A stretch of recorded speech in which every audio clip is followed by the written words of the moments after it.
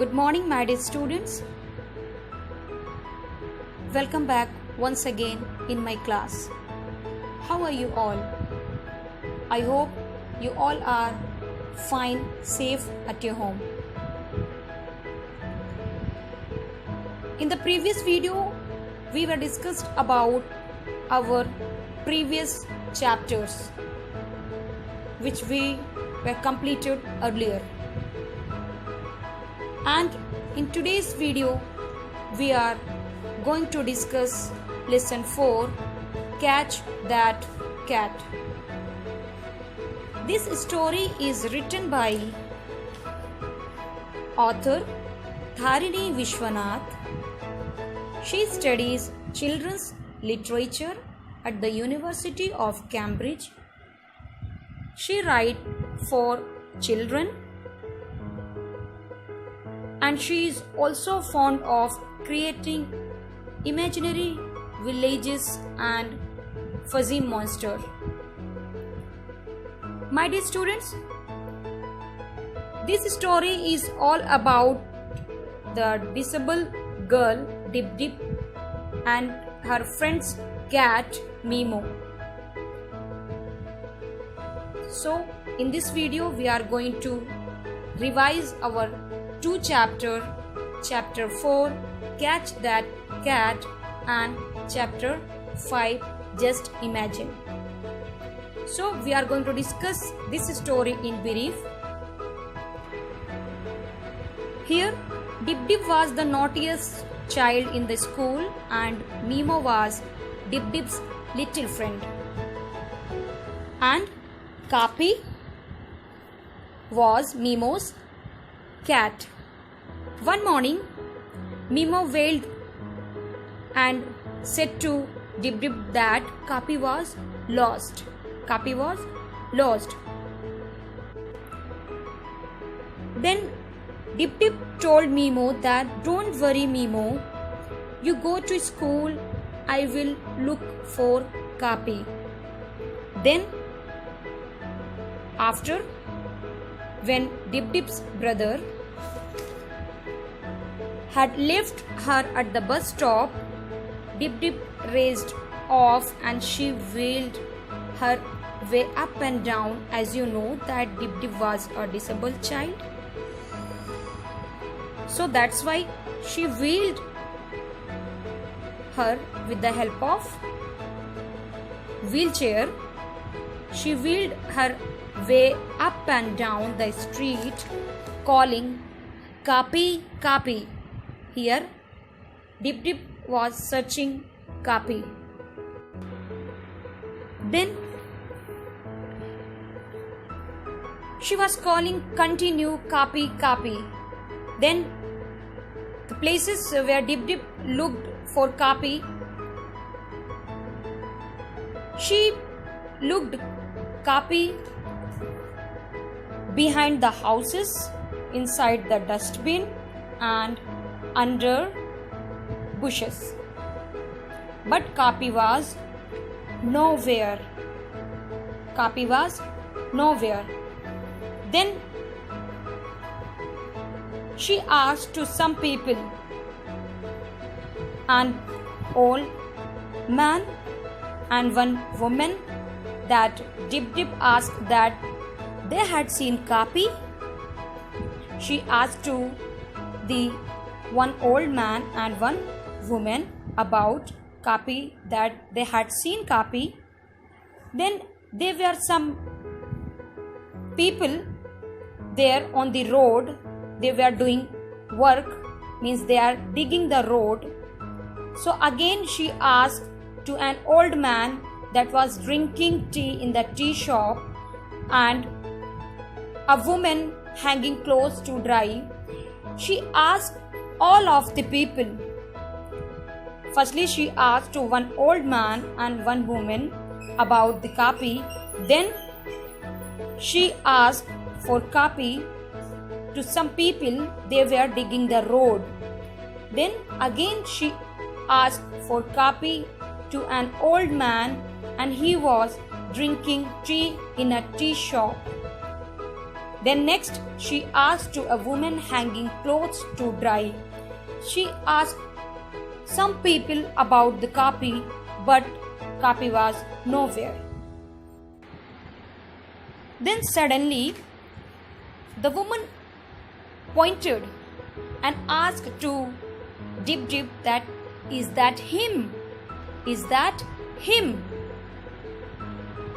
So here Dip Dip turned to see a brown streak disappearing down the hill. That was Kapi. Dip Dip cried suddenly, Kapi, stop!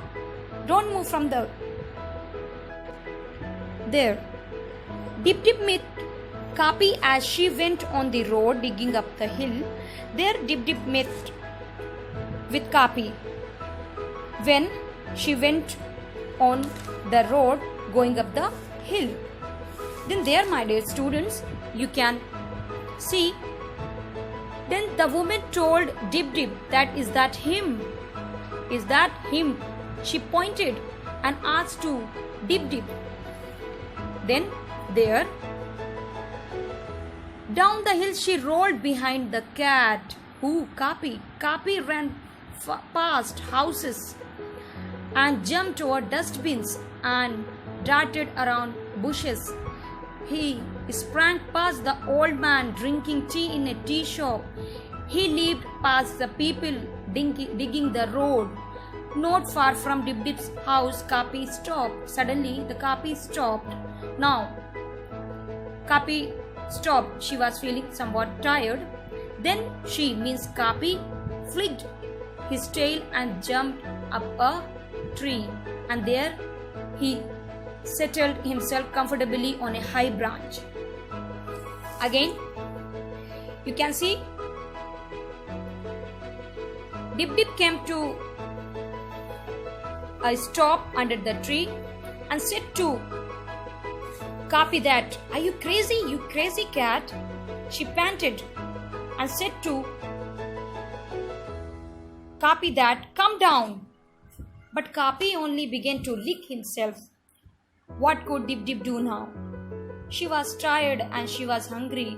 She opened her lunchbox and saw fish curry. She suddenly surprised by looking at fish curry. This will bring Kapi down. When Dip Dip thought that, I am going to surprise by showing this fish curry to the cat, Kapi.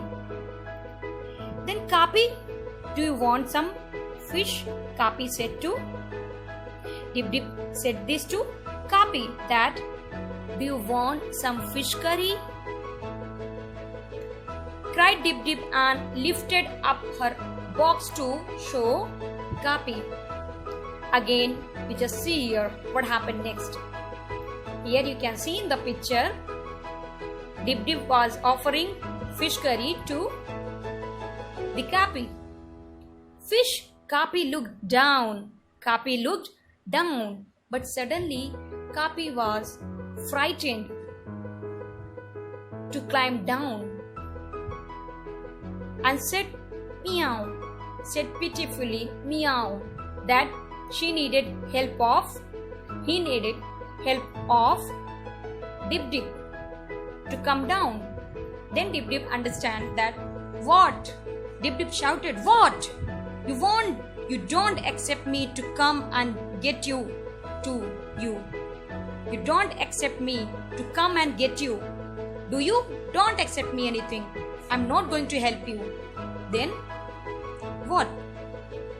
Kapi said meow, said Kapi sadly, very sadly said this too. And now Dip Dip feels his pain. Now Dip Dip said, fine.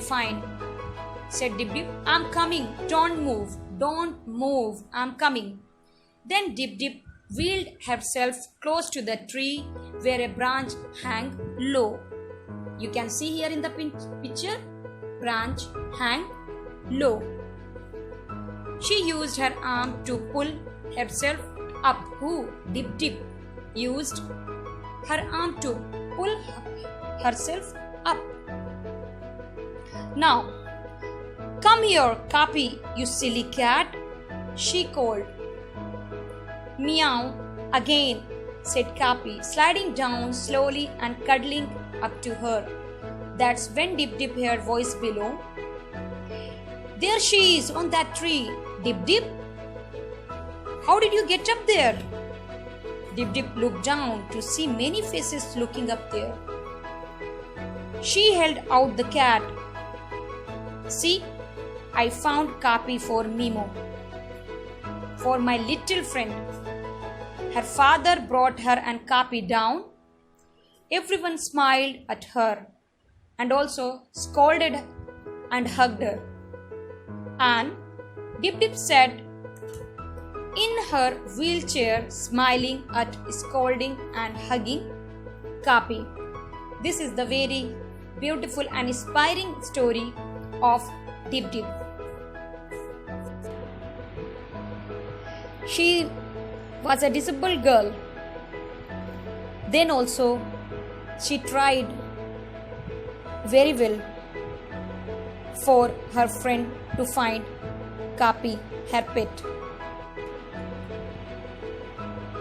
Dip Dip tried and helped Capi because Dip Dip was disabled then also, disabled child. Then also she had done a very great job to save her pet Capi. I hope you all have understood this chapter very well. Now we are going to start revision of chapter 5. Now here is your chapter 5. Just imagine. Here, this is a poem and was written by Santini Govindan. She is a widely published, award-winning author of children's literature in English. She has written more than 50 books, including poetry, picture book, and more short stories for children of all ages. She is a dog lover and art enthusiast whose hobbies include collecting bells. So let's start our lesson 5. Just imagine. Here, first 4 lines. If crocodile had to brush their teeth the way I do every morning and night, just imagine the number of toothbrushes they would need to keep all those rows of teeth sparkling white. Here, sparkling means shining. So, my dear student, just imagine if crocodile had to brush their teeth. The way I do means the way you do, the means we do every morning and night. We brush our teeth. So just imagine the number of toothbrushes, because there are many rows of tooths of a crocodile. So that's why how many toothbrushes they would need to keep all those rows of teeth shining white, sparkling white. Just think how many toothbrushes they would need. Now, second 4 lines about an elephant. Now, here, if elephants had to use handkerchiefs every time they sneeze or had a bad cold, just imagine, my dear students, how many hankies they would need to wash and iron and fold. So here, at the time of sneezed and cough and cold, we also use handkerchiefs. But for an elephant, just imagine how many hankies they would need to wash and iron and fold, because the size of an elephant was big than us. So that's why just imagine how many hankies they have to wash, how many hankies they would need, and then again to wash and iron and fold. Now the next one. These 4 lines are about giraffe. If giraffe had to wear tie around their neck, like I do to go school every day, just imagine how long those ties would be and how they would dangle, flutter and sway. So here these 4 lines are about giraffe. How many meter tie giraffe needed? Because the neck of giraffe is long. That's why if giraffe had to wear tie around their neck is long, like I do. You people are, you my dear students, are also wearing tie at the time of school every day. So just imagine how long those tie would be, because the neck of a giraffe was long. So how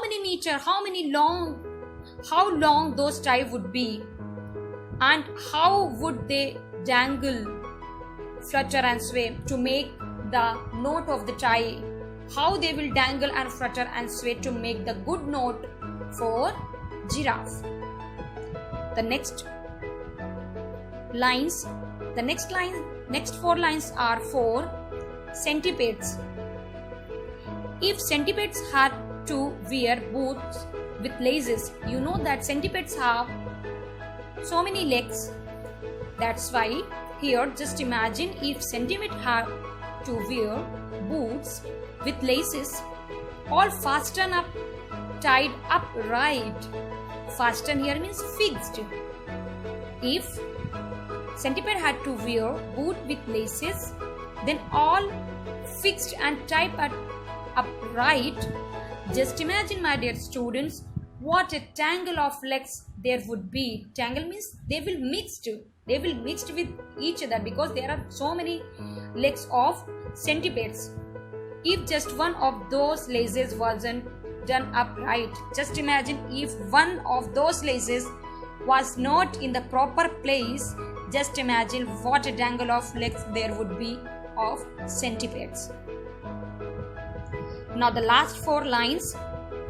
If children like me had wings like birds, with which we could fly and soar up high. Just imagine how many children there would be zooming about in the sky. This is very interesting line for you, my dear students. If children like me means like you people had wings like bird, then what you will do? Then with which we could fly, then you will fly like a bird and soar up in the sky. Then there will be traffic in the sky. How? Because everywhere you will root the children that they are flying above in the sky.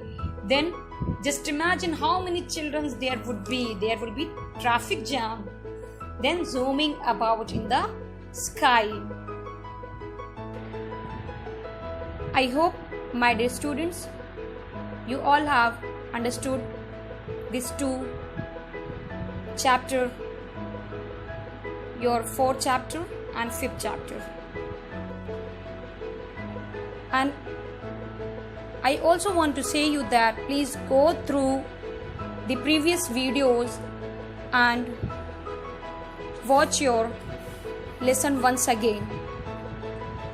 And one more thing you have to do, you have to comment in the comment section for your attendance. It is mandatory for all of you. Please do. Now we are going to stop here. Till that, thank you so much. God bless you.